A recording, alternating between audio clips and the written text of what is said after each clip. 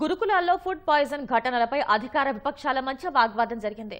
మండలిలో ప్రతిపక్ష నేత మధుసూదనాచారి ఇతర సభ్యులు అడిగిన ప్రశ్నపై మండలిలో గందరగోళం తలెత్తింది.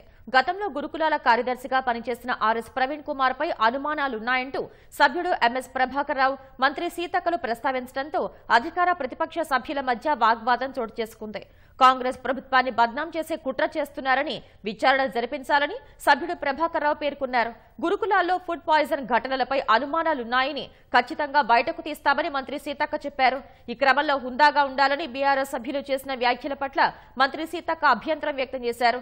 ఫుడ్ పాయిజన్ ఘటనలు కొత్త కాదని, గత ప్రభుత్వ హయాంలో 5,000 మందికి పైగా అస్వస్థకు గురయ్యారని చెప్పుకొచ్చారు.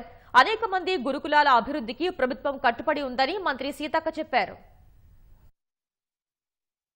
మరి గతంలో మొదలు పెట్టినారు, అప్పుడు కూడా కొన్ని జరిగినాయి. వెరీ అన్ఫార్చునేట్, ఇట్లా ఏం రాజకీయం లేదు, ఇప్పుడు కూడా జరుగుతూ ఉన్నాయి. కానీ దీనికి ఎన్నో అనుమానాలు వస్తున్నాయి అధ్యక్ష. ఒక ఐఏఎస్ అధికారి సుమారు ఒక 5 సంవత్సరాల పాటు ఆ యొక్క సంస్థకంతా కూడా ఒక సామ్రాజ్యంగా నడిపించారు. వారు ఒక సంస్థను ఏర్పాటు చేసుకున్నారు బాజప్తా. ఆ సంస్థ ద్వారానే ఈ కుకింగ్ స్టాఫ్ కానీ రెసిడెన్షియల్ స్కూల్ సంబంధించి అంతా కూడా ఆ ఒక సంస్థ సభ్యులకే ఇవ్వడం జరిగింది. ఈరోజు ఆ ఐపీఎస్ ఆఫీసర్ ఒక రాజకీయ పార్టీలో పనిచేస్తూ ఉన్నారు. అయితే దీంట్లో అనుమానాలు వస్తున్నాయి, ఇవి అనుమానాలు వస్తున్నాయి. ప్లీజ్ నవీన్ శ్రీనివాస్ రెడ్డి గారు కూర్చోండి, మీరు కూర్చోండి. నేను ఎవరి పేరు ప్రస్తావించలేదు. మాకు ఒక సభ్యుడిగా నాకు అనుమానం ఉంది అని చెప్తా ఉన్నాను. ఎందుకంటే ఇవన్నీ కూడా ఒక ప్రణాళికంగా రాజకీయంగా కాంగ్రెస్ పార్టీని బదలాం చేయడం కోసం ఇది ఒక ప్రణాళిక, ఒక ప్లాన్ జరుగుతుందని నేను చేస్తూ ఉన్నాను. అపోజిషన్ లీడర్ గారు ఏమన్నారు, ఒక కమిటీ ఏమన్నారు. నా రిక్వెస్ట్ ఏంటంటే ఏసీపీ ఎంక్వైరీ చేయండి. దీని వెనకాల ఎవరున్నారు చెప్పండి, ఏ వ్యక్తులు ఉన్నారు చెప్పండి. ఇవన్నీ బయటికి రావాలి, ప్రజలకు తెలవాలి. ఇవన్నీ కూడా ప్రజలకు తెలవాలి. పేద పిల్లలతో వాళ్ళ జీవితాలతో ఎవరు ఆడుతున్నారని తెలవాలి. ఏసీపీ ఎంక్వైరీ చేయండి. ఎవరెవరు దీని వెనకాల ఉన్నారు బయటికి రావాలి, ప్రజలకు తెలవాలి. పేద వాళ్ళని కాపాడుకునే బాధ్యత మాకు ప్రభుత్వంపై ఉంది. కాబట్టి ఈ సమస్యలన్నీ కూడా చేయండి. గతంలో కూడా అనేక మరణాలు, అనేక సంఘటనలు జరిగినాయి. ఇది కొత్త కాదు, కానీ ఇది చివరిది కావాలని మాత్రం మనస్ఫూర్తిగా కోరుకుంటున్నాం. ఎందుకంటే 100 మంది పిల్లలు నిరంతరం ఈ రకంగా ఫుడ్ పాయిజన్తో ఇబ్బంది పడడం అనేది వాళ్ళ ఆరోగ్యానికి కూడా, భవిష్యత్తులో వాళ్ళు హెల్తీగా ఉండడానికి కూడా ఇబ్బంది అవుతుంది. కాబట్టి దాన్ని కంట్రోల్ చేయాలి అనే ఉద్దేశంతో ఫుడ్ కమిటీస్ కూడా వేయడం జరుగుతూ ఉంది. ఈ సప్లైదారుల దాని మీద కూడా నిఘా పెట్టాల్సిన అవసరం ఉంది. హాస్టల్ సిబ్బందితో పాటు సప్లైదారులు కూడా వాళ్ళే రిపీట్గా వాళ్ళే ఉండడం కూడా జరుగుతూ ఉంది. ఖచ్చితంగా దీన్ని మేము దృష్టిలో పెడతాం. వారు ఆ ఉద్యోగాన్ని వదిలిపెట్టి వచ్చిన తర్వాత ఎన్ని ట్విట్టర్స్లో లేదా ఫేస్బుక్లో ఎన్ని వాయిస్లో వాళ్ళ గవర్నమెంట్ మీద ఇచ్చిరో కూడా, మీ గవర్నమెంట్ మీద ఇచ్చినో కూడా ఒక్కసారి తీయండి. నేను మీ ప్రభుత్వంలో 2014 నుంచి 23 వరకు 70 ఘటనలు మాకు వచ్చినాయి. చాలా ఉన్నాయి.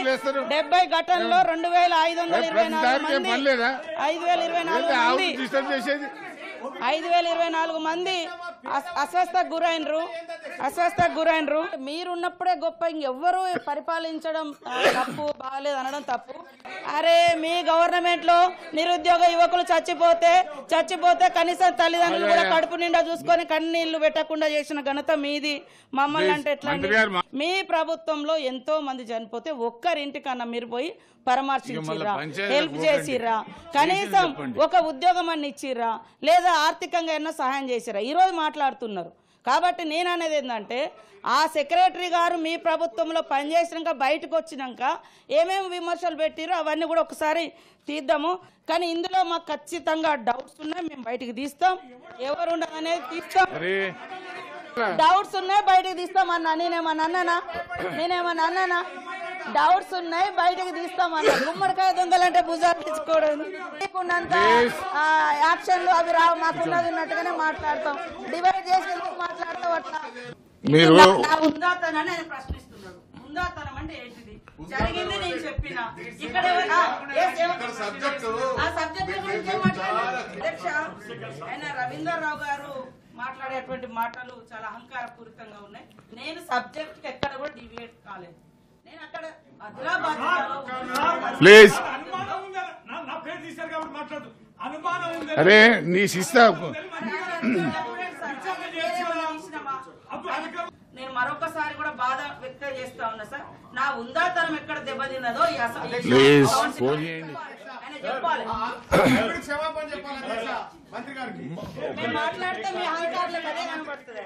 నేను అధికారి పేరే తీయలేదు. ఆయన ఉచ్చుల పాట వద్దు. నేను అధికారి పేరే తీయలేదు. అధికారి పేరే తీయలేదు. తీసిన రికార్డ్ చూడండి సార్, రికార్డ్ చూడండి. ఆయన పేరు తీయలే, ఈయన పేరు కూడా తీయలేదు. కాబట్టి ఆయన మాట్లాడిన మాటలు విత్డ్రా చేసుకోవాలని కోరుతా ఉన్నా. గౌరవ మంత్రి గారి మీద గాని లేదా గౌరవ సభ్యుల మీద గాని ఒకరిని ఒకరు అన్పార్లమెంటరీ భాష ఏది మాట్లాడినా సరే మన రికార్డ్స్ నుంచి తొలగించబడుతుంది.